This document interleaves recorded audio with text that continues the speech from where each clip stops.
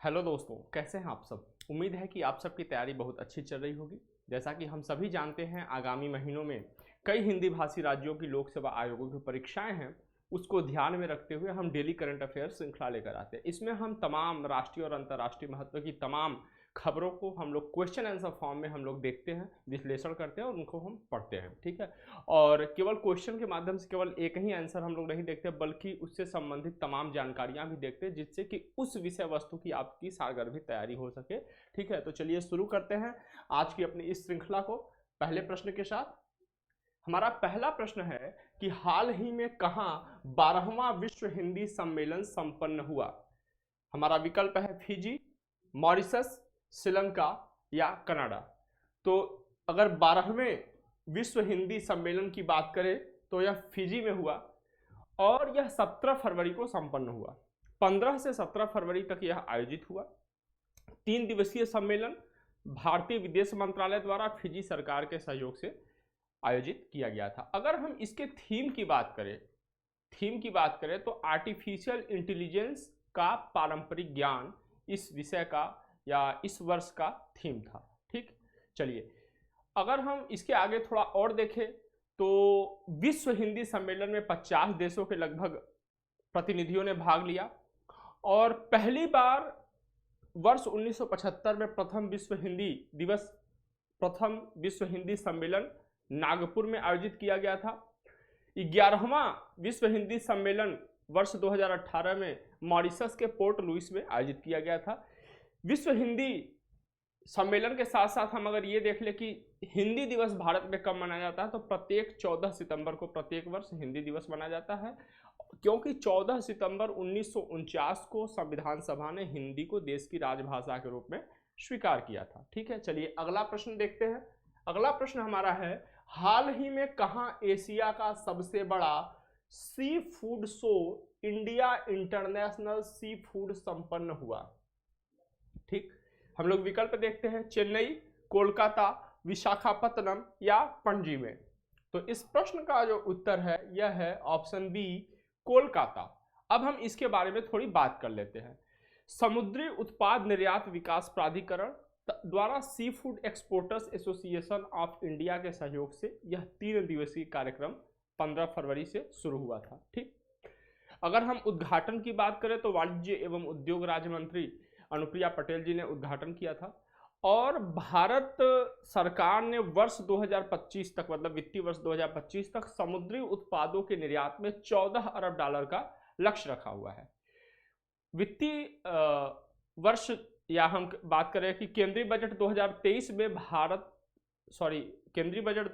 में प्रधानमंत्री मत्स्य किसान समृद्धि सह योजना नामक एक नई उपयोजना की घोषणा करी गई है और इसमें उसे 6000 करोड़ रुपए आवंटित किए गए हैं। मत्स्य के क्षेत्र में भारत की अगर हम उपलब्धियों की बात करें तो भारत दुनिया में जलीय कृषि के माध्यम से मछली का दूसरा सबसे प्रमुख उत्पादक है, चौथा सबसे बड़ा निर्यातक है और कुल 7.7%, ठीक है, मत्स्य का यह क्या करता है, योगदान देता है। वर्ष 2016 में नीली क्रांति शुरुआत करी गई थी मत्स्य पालन को बढ़ावा देने के लिए। चलिए आगे चलते हैं अगले प्रश्न पे। अगला प्रश्न है, भारतीय मूल के सीईओज एवं उनसे संबंधित कंपनियों के संबंध में सुमेलित सूची का चयन करें। ठीक, यह प्रश्न यहां से निकला क्योंकि हाल ही में नील मोहन जी को यूट्यूब का सीईओ नियुक्त किया गया। चलिए बाकी लोग के बारे में हम लोग देख लेते हैं। तो नील मोहन जी यूट्यूब, सुंदर पिचाई जी गूगल, सत्या नाडेला माइक्रोसॉफ्ट और अरविंद कृष्णा IBM। तो अगर हम सभी सूचियां इसमें सुमेलित हैं, ठीक है, तो इस तरीके से विकल्प डी सही उत्तर है। ठीक, अगर हम थोड़ी बात करें नील मोहन जी के बारे में तो ये भारतीय अमेरिकी मूल के हैं, इन्हें यूट्यूब का नया सीईओ नियुक्त किया गया है। अगले प्रश्न पे चलते हैं। अगला प्रश्न हमारा है, हाल ही में कहां विश्व अंतर धार्मिक सद्भाव सप्ताह 2023 का आयोजन किया गया। हमारे विकल्प है गुरुग्राम में, अजमेर में, प्रयागराज में या लुधियाना में। तो इस प्रश्न का जो उत्तर है ऑप्शन डी, यह लुधियाना है। अगर हम बात करें भारत की कुल 65% आबादी जो है ना, 65% से अधिक की आबादी क्या है, वह 35 वर्ष से कम उम्र की है। और दुनिया के किसी भी देश में युवा वयस्कों की इतनी अधिक आबादी नहीं है। तो विश्व अंतरधार्मिक सद्भाव सप्ताह जो है, यह वर्ष 2010 में संयुक्त राज्य महासभा द्वारा एक मान्यता प्राप्त वार्षिक कार्यक्रम है। प्रत्येक वर्ष फरवरी के प्रथम सप्ताह में आयोजित किया जाता है।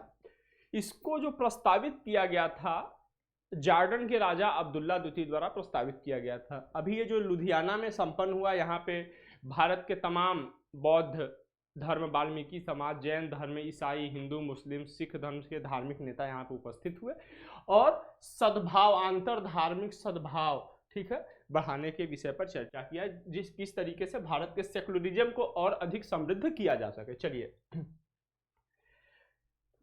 हाल ही में विदेश मंत्री एस जयशंकर द्वारा विश्व के किस शहर में सरदार वल्लभ भाई पटेल की आवक्ष प्रतिमा का अनावरण किया गया? हम विकल्प देख लेते हैं, सुआ में, लंदन में, पेरिस में या कतर में। तो इस प्रश्न की अगर हम बात करें तो इस प्रश्न का उत्तर है सुआ। अब सुआ है क्या? सुआ है फिजी की राजधानी, ठीक है। वहां पे इंडिया हाउस में इस आवक्ष प्रतिभा का अनावरण किया गया। आवक्ष प्रतिभा मीन्स उनके चेस्ट तक की प्रतिभा रहती है, ठीक है, हाथ नहीं रहता, केवल चेहरा और चेस्ट तक की प्रतिभा रहती है। अब अगर बात किया जाए कि ये फिजी में क्यों है, क्योंकि इसी दौरान हमने पहले प्रश्न में देखा था कि विश्व हिंदी सम्मेलन हो रहा है फिजी में, वहीं पे संपन्न हुआ। तो इसी दौरान ये 12वें विश्व हिंदी सम्मेलन में भाग लेने फिजी गए हुए थे, ठीक है। तो वहीं पे इस प्रतिमा का अनावरण किया गया। इसके साथ साथ ही फिजी संग्रहालय में एक पुनर्निर्मित गिरमिट गैलरी का उद्घाटन किया गया। गिरमिट्स मतलब भारतीय अनुबंधित मजदूर, जो कि अंग्रेज ले गए थे, अंग्रेजों के कारण वहाँ पे गए थे, ठीक है, फिजी में। तो उनसे संबंधित फिजी संग्रहालय में एक गैलरी का उद्घाटन किया, जो कि फिजी में गिरमिट्स की यात्रा को दर्शाती है। चलिए आगे चलते हैं अपने अगले प्रश्न पे। अगला प्रश्न है, हाल ही में भारतीय मूल के इंजीनियर सह फोटोग्राफर, मतलब कि वो पेशे से इंजीनियर है लेकिन हॉबी के तौर पे वो फोटोग्राफर भी है, डांस ऑफ द ईगल्स शीर्षक वाली तस्वीर ने नेशनल जियोग्राफिक की फोटो ऑफ द ईयर प्रतियोगिता 2023 में शीर्ष स्थान प्राप्त किया। ये कौन है? मतलब ये इंजीनियर साहब कौन है, ठीक है। आकाश पिल्लई जी, कार्तिक सुब्रमण्यम जी, नताशा मुखर्जी जी या विशाल मोहंती जी। तो ये जो इंजीनियर साहब है ये है कार्तिक सुब्रमण्यम जी। कौन है? कार्तिक सुब्रमण्यम जी, ठीक। चलिए आगे चलते हैं अगले प्रश्न पे। इतना ही महत्वपूर्ण था। अगला प्रश्न है, हाल ही में किस भारतीय अभिनेता को यूनिसेफ इंडिया के लिए बाल अधिकारों के राष्ट्रीय राजदूत के रूप में नियुक्त किया गया? मनोज बाजपेयी, इनका फेमस डायलॉग है राजनीति फिल्म का, करारा जवाब मिलेगा। नवाजुद्दीन सिद्दीकी, ठीक है, गैंग्स ऑफ वासेपुर, सबका बदला लेंगे ये, ठीक है। आयुष्मान खुराना, विक्की डोनर या प्रभास बाहुबली के अभिनेता। तो इस प्रश्न का जो उत्तर है वो है आयुष्मान खुराना जी को किया गया, ठीक है। इस प्रश्न का उत्तर आयुष्मान खुराना जी है। अब सितंबर 2020 में बच्चों के खिलाफ हिंसा को समाप्त करने और बाल अधिकारों को बढ़ावा देने की वकालत करने के लिए यूनिसेफ ने आयुष्मान खुराना को इंडिया के सेलिब्रिटी एडवोकेट के रूप में भी नियुक्त किया था। अब अगर हम यूनिसेफ इंडिया के बारे में थोड़ी बात कर ले तो भारत के साथ यूनिसेफ की जो साझेदारी हुई वह 1949 में शुरू हुई। 1949 में यह शुरू हुई थी। पहला कार्यालय 1952 में नई दिल्ली में स्थापित हुआ। महिला एवं बाल विकास मंत्रालय भारत में एक नोडल एजेंसी के रूप में कार्य करता है। अगर हम यूनिसेफ के बारे में बात करें तो संयुक्त राष्ट्र एजेंसी की एक एजेंसी है, संयुक्त राष्ट्र की एक एजेंसी है। 11 दिसंबर 1946 को संयुक्त राष्ट्र अंतर्राष्ट्रीय बाल आपातकालीन कोष के रूप में इसे स्थापित किया गया और 1953 में इसका नाम बदलकर संयुक्त राष्ट्र बाल कोष किया गया, ठीक है। इसका मुख्यालय अगर हम बात करें, इसका हेडक्वार्टर कहाँ है, तो इसका हेडक्वार्टर न्यूयॉर्क है, ठीक है। कहाँ है? न्यूयॉर्क है। चलिए आगे चलते हैं अगले प्रश्न पे। अगला प्रश्न है, निम्नलिखित में से कौन सा क्रिकेटर टेस्ट क्रिकेट के इतिहास में सबसे ज्यादा छक्के लगाने वाला खिलाड़ी है? तो Chris Gayle, Adam Gilchrist, Brendon McCullum या बेन स्टोक्स। तो इस प्रश्न का जो उत्तर है ये बेन स्टोक्स है, पहले नंबर पर ये है। ब्रेडन मैकुलम का इन्होंने रिकॉर्ड तोड़ा, दूसरे नंबर पर ब्रेडन मैकुलम है, तीसरे नंबर पे ये एडम गिलक्रिस्ट जी है और चौथे नंबर पे कौन है, क्रिस गेल जी है। ठीक है, अगर हम पांचवें नंबर पे बात करें तो दक्षिण अफ्रीका के जैक्स कैलिस है और भारत के जो बल्लेबाज है वीरेंद्र सहवाग जी, भारत के जो भूतपूर्व क्रिकेटर वीरेंद्र सहवाग जी, वो छठे स्थान पे है। उन्होंने 91 छक्के लगाए हैं। कितने? 91 छक्के लगाए हैं और ये एक सबसे अधिक छक्के लगाने वाले भारतीय भी हैं। चलिए आगे चलते हैं अगले प्रश्न पे। अगला प्रश्न है पेंगोलिन के संदर्भ में, कोविड के समय बहुत नाम सुना होगा आपने, तो पेंगोलिन के संदर्भ में निम्नलिखित कथनों पर विचार करके सही विकल्प का चयन करें। पेंगोलिन रात्रिचर स्तनधारी है, ध्यान देना है, जो बिलों को खोदते हैं और चींटियों एवं दीमकों को खाते हैं। ठीक। दूसरा कथन है पेंगोलिन की सभी प्रजातियां, ठीक है, जहां एक्सट्रीम आए अपने को ध्यान देना है, साइट्स के परिशिष्ट 1 में सूचीबद्ध है। भारत में भारतीय और चीनी दोनों पेंगोलिन वन्य जीव संरक्षण अधिनियम 1972 की अनुसूची 1 के तहत संरक्षित है। तो कौन कौन सा कथन सही है? 1 और 2, 2 और 3, 1 और 3 या उपरोक्त सभी? तो अगर हम बात करें तो इसमें सभी सही है, उपरोक्त सभी, चारों विकल्प सही हैं। ठीक है, चारों विकल्प सही हैं। कुल दुनिया भर में कुल पेंगोलिन की 8 प्रजातियां पाई जाती हैं, जिनमें से 4 अफ्रीका में है और 4 एशिया में है। ठीक है, अब एशिया में जो है हम उनके बारे में जान लेते हैं। भारतीय पेंगोलिन, फिलिपियन पेंगोलिन, सुंडा पेंगोलिन और चीनी पेंगोलिन। ठीक, अगर हम इसके आवास की बात करें कि ये कहाँ पे अधिकतर होते हैं, तो प्राथमिक और द्वितीयक उष्णकटिबंधीय जंगलों, चूना पत्थरों और बांस के जंगलों, घास मैदानों में ये पाए जाते हैं। और भारतीय पेंगोलिन भारतीय उपमहाद्वीप के साथ साथ, उपमहाद्वीप में तो पाया ही जाता है, जब इसके साथ साथ जो चीनी पेंगोलिन है वह बिहार, पश्चिम बंगाल और असम में देखी गई है।